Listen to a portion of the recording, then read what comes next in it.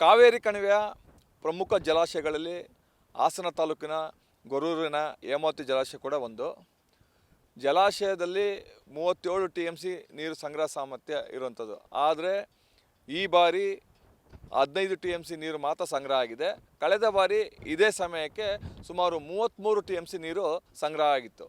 ನೀವು ನೋಡ್ತಾ ಇರ್ಬೋದು, ಇಲ್ಲಿಂದ ಹರಿಯಂಥ ನೀರು ಹೇಮಾವತಿ ಜಲಾಶಯದಿಂದ ಮಂಡ್ಯ, ಹಾಸನ, ತುಮಕೂರು, ನಂತರ KRS ಜಲಾಶಯಕ್ಕೆ ಹೋಗೋಂಥದ್ದು. ಆದರೆ ಈ ಬಾರಿ ಬರೀ 15 TMC ನೀರು ಸಂಗ್ರಹ ಆಗಿರೋದು ರೈತರಲ್ಲಿ ಸಾಕಷ್ಟು ಆತಂಕಕ್ಕೆ ಕಾರಣ ಆಗಿರೋಂಥದ್ದು.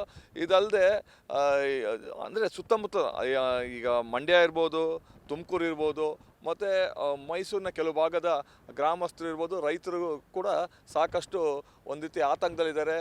ಅಕಸ್ಮಾತ್ ಜಲಾಶಯದಲ್ಲಿ ನೀರಿನ ಮಟ್ಟ ಇದೇ ರೀತಿ ಕಮ್ಮಿ ಆದರೆ ಹೇಗೆ ಅನ್ನೋ ಪರಿಸ್ಥಿತಿ ಕೂಡ ನಿರ್ಮಾಣ ಆಗಿದೆ. ಜಿಲ್ಲೆ ಜನರು, ಹಾಸನ ಜಿಲ್ಲೆ ಜನರು ಮತ್ತು ರೈತರಲ್ಲೂ ಕೂಡ ಸಾಕಷ್ಟು ಒಂದು ರೀತಿ ಕಳವಳ ಆಗಿದೆ. ಕಳೆದ ಬಾರಿಗೆ ಹೋಲಿಕೆ ಮಾಡಿದ್ರೆ ಈ ಬಾರಿ ಮಳೆನೂ ಕೂಡ ಕಮ್ಮಿ ಇದೆ, ಜಲಾಶಯದಲ್ಲಿ ನೀರಿನ ಸಂಗ್ರಹ ಕೂಡ ಕಮ್ಮಿ ಆಗಿರೋಂಥದ್ದು. ಒಟ್ಟಿನಲ್ಲಿ ರೈತರು, ಈ ಭಾಗದ ರೈತರು ಇರ್ಬೋದು, ಮತ್ತು ಗ್ರಾಮಸ್ಥರು ಮತ್ತು ಸ್ಥಳೀಯರು ಕೂಡ ಸಾಕಷ್ಟು ಒಂದು ರೀತಿ ಆತಂಕದ ವಾತಾವರಣ ನಿರ್ಮಾಣ ಆಗಿರೋಂಥದ್ದು. ಕ್ಯಾಮ್ರಾಮನ್ ಪ್ರವೀಣ್ ಜೊತೆ ಕಿರಣ್, ನ್ಯೂಸ್ ಫಸ್ಟ್, ಹೇಮಾವತಿ ಜಲಾಶಯ.